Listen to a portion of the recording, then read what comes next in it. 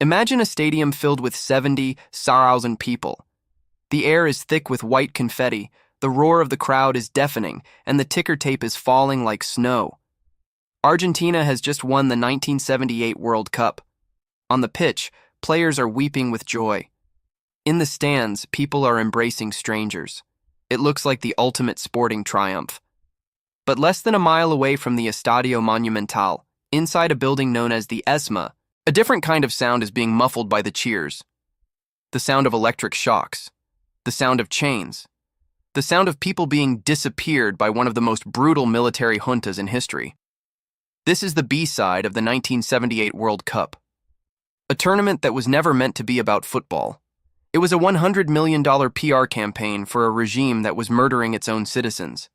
It was a World Cup of shadows, where referees were allegedly bought, opponents were intimidated, and the greatest trophy in sports was used to wash the blood off a dictator's hands.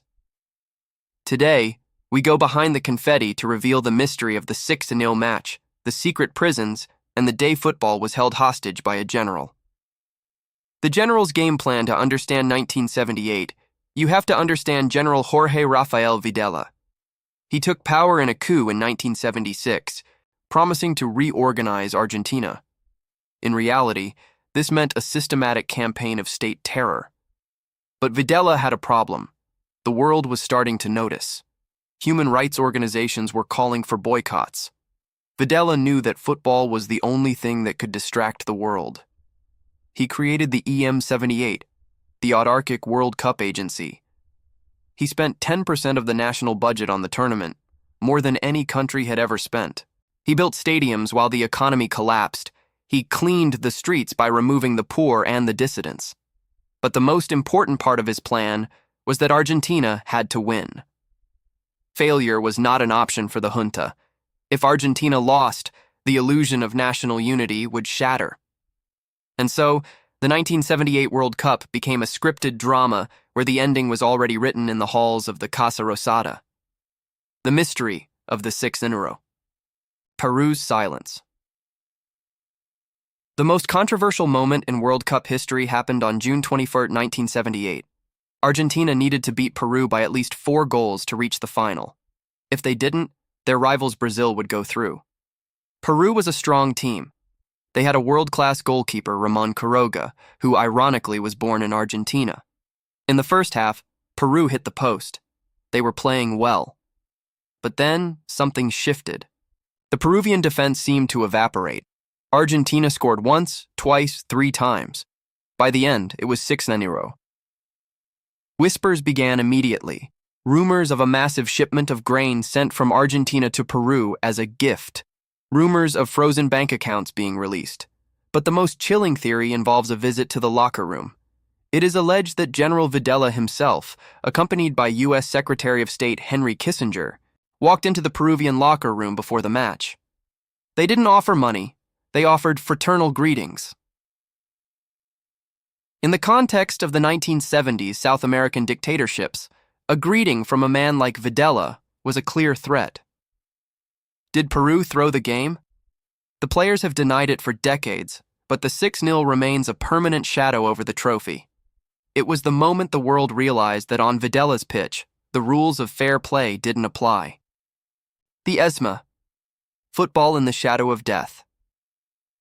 While Mario Kempes was scoring goals, the ESMA was functioning as a secret death camp just blocks away. Survivors have since told horrifying stories of hearing the stadium roar while they were being tortured. The guards would sometimes open the windows so the prisoners could hear the match. They wanted them to know that while they were dying for their beliefs, the rest of the country was celebrating. Some guards even took prisoners out in cars to celebrate the victory in the streets, forced to watch the joy of a public that had no idea, or chose not to know, about the horrors happening behind closed doors. This is the ultimate paradox of the B-side. Football provided the perfect cover. It provided a collective euphoria that acted as a psychological shield for the regime. As long as the ball was moving, the disappearances didn't exist. The final, confetti and cold eyes. The final against the Netherlands was a masterclass in psychological warfare. The Argentinians made the Dutch wait on the pitch for nearly 10 minutes, letting the hostile crowd boil over. They complained about a plaster cast on the arm of a Dutch player, René van de Kerkhoff, forcing a lengthy and unnecessary delay. Argentina won 3-1 in extra time. Videla was there to hand over the trophy. He smiled for the cameras, the image of a successful leader. But the Dutch players refused to attend the post-match banquet. They knew. They could feel the coldness behind the celebration. The 1978 World Cup was a success for the junta in the short term. It bought them time. It gave them a national reorganization victory.